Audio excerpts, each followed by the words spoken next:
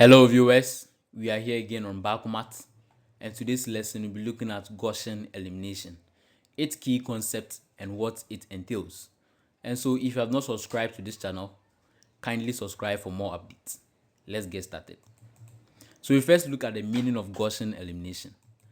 So this is a method used to solve systems of linear equations. And so we have a system of linear equations. One of the procedures we can use and solve is Gaussian elimination. This involves changing the augmented matrix into row echelon form through a series of elementary operations. Let's take the statement again. This involves changing the augmented matrix into row echelon form through a series of elementary operations. So when we have a system of linear equations, it means that we first going to change the system of linear equations into an augmented matrix. Having done that, we are now going to change the augmented matrix into row echelon form through a series of elementary operations. And that procedure is what we term as Gaussian elimination. So we first have to understand the word row echelon form. Row echelon form. So there are two types of echelon forms. The first one is row echelon form, which happens to fall under Gaussian elimination. And that is the main purpose for today's video. And the next one, that is reduced row echelon form, that also happens to fall under Gauss-Jordan elimination. So since today's video is focused on row echelon form, we are going to look at that. Now, row echelon form. A matrix is said to be in row echelon form if it satisfies the following three conditions. And so before we can classify a matrix as a row echelon matrix, then it should satisfy the three conditions we are coming to talk about. And with that, we can see that the idea we use to solve is Gaussian elimination. So the first condition we are going to talk about is all rows of zeros must be at the bottom of the matrix. So this simply means that if we have a matrix and realize that in that matrix there is a particular row and that row is made up of entirely zero elements, that entirely zero element row must be at the bottom of the matrix, and its practicality is what we see. Now we can see that row 1 is made up of not entirely zero elements. Row 2, all the elements there are not made up of zero. And row 3, we can see that all the elements are zero. And that we can see that they have been positioned at the bottom of the matrix. And that is what condition 1 is talking about. Now, so let's look at a counter example of condition 1.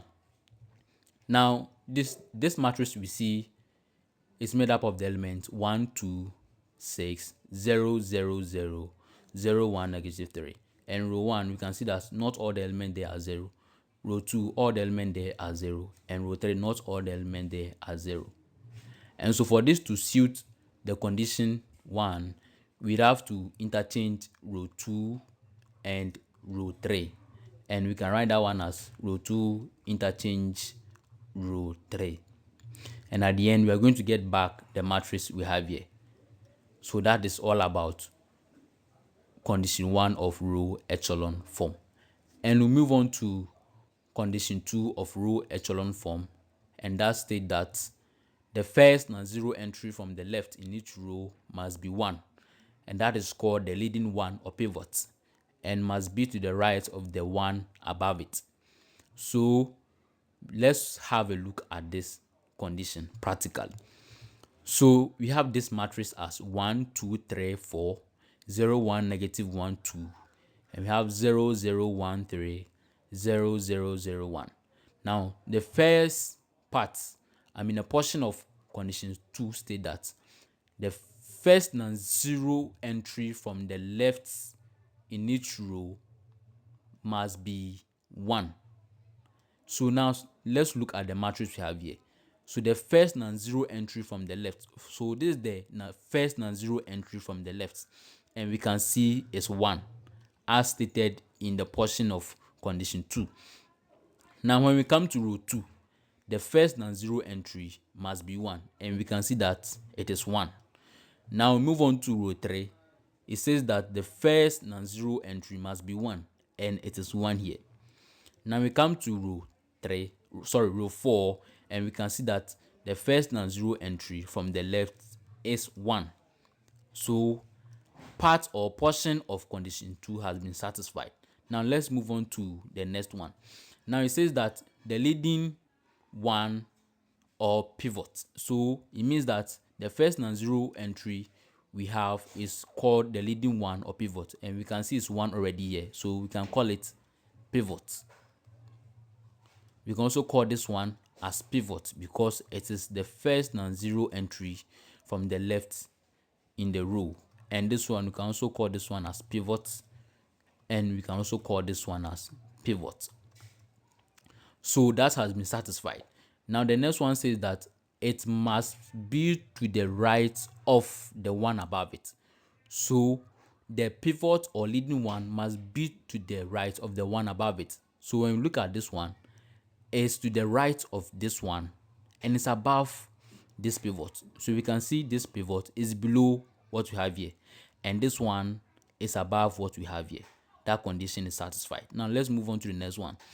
This pivot is above what we have here, this pivot, and is to the right of it.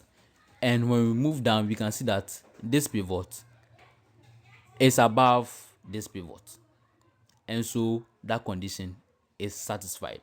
At the end, we can see a diagonal line or a staircase line, so something like that.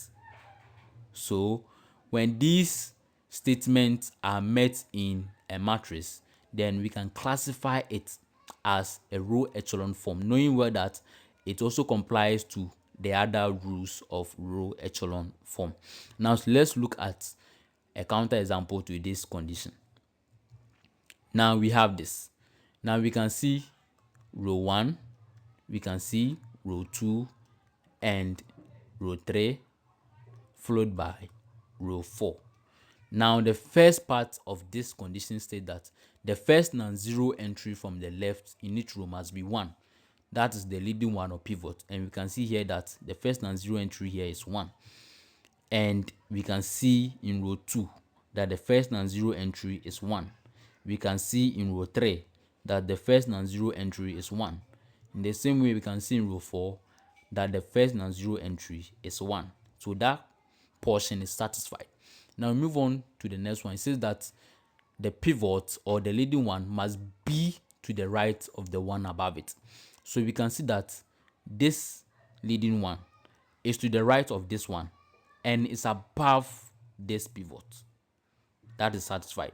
Now when we come here, this pivot, now let's look at this pivot. We realize that the pivot here is below the pivot we have here, and it's not even to the right, and so that makes this matrix not to conform to condition 2 of row echelon form.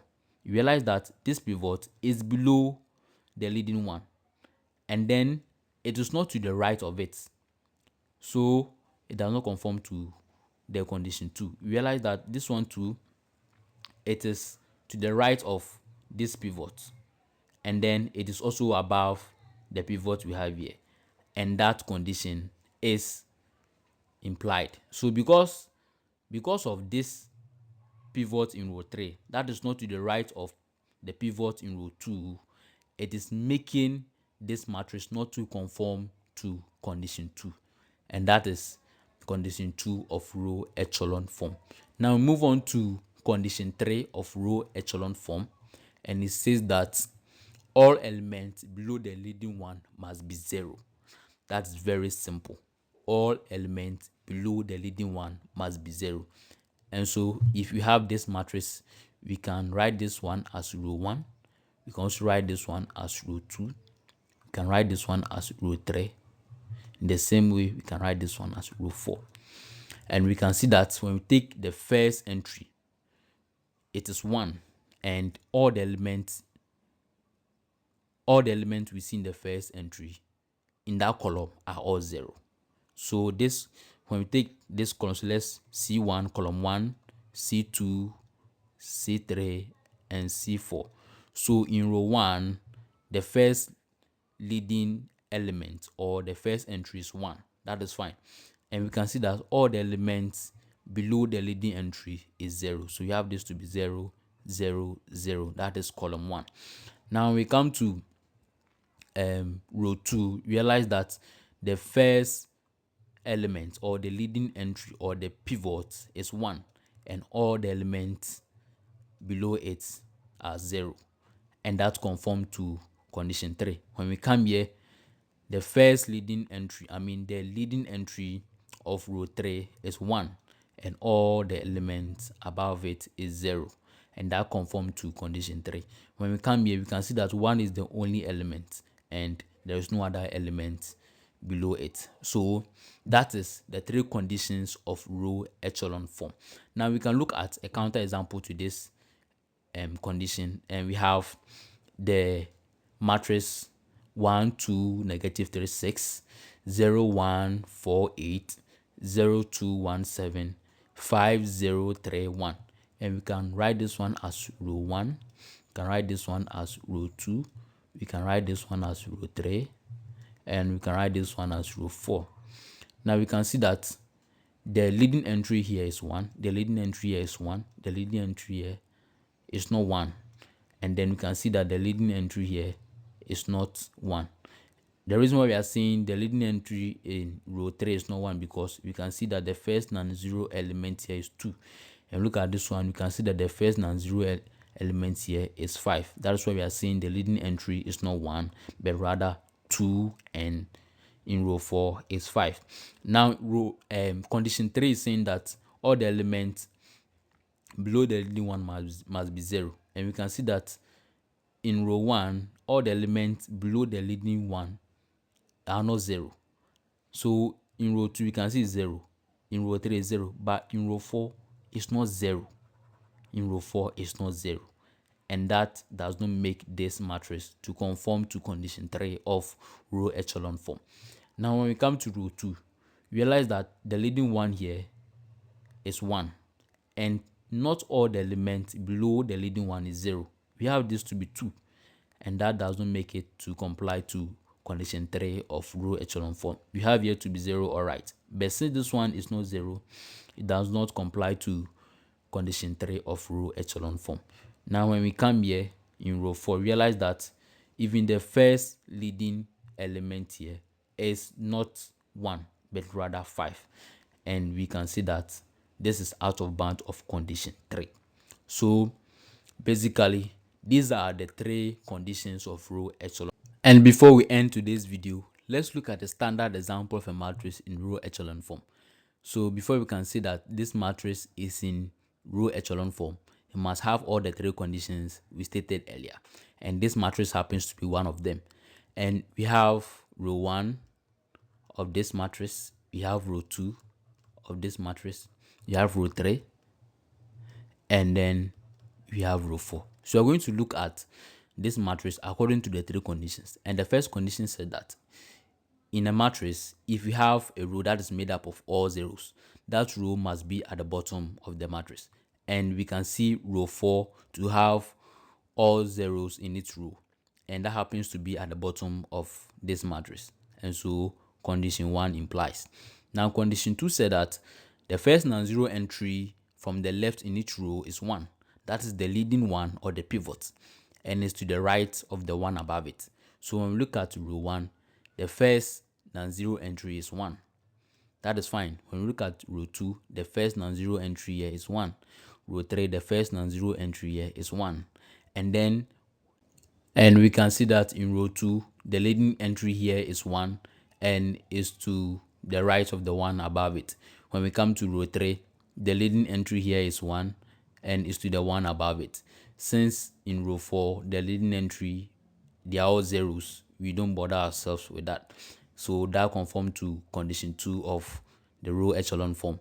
Now when we move to condition 3, it said that all the elements below the leading one must be 0. So this is the leading one in row 1 and all the elements below it is 0. This is the leading one in row 2 and all the elements below it is 0. This is the leading one in row 3 and all the elements below it is 0. So basically this matrix happens to be a standard matrix and it conforms to all the rules of row echelon form. It conforms to all the rules of row echelon form, and we can say this matrix was solved using the process of Gaussian elimination. So with this idea, We can now solve systems of linear equations using the Gaussian elimination procedure. And this ends today's video. And so thanks for watching. Kindly like, comment, subscribe, and share. See you in our next video. BakoMaths, thinking beyond infinity.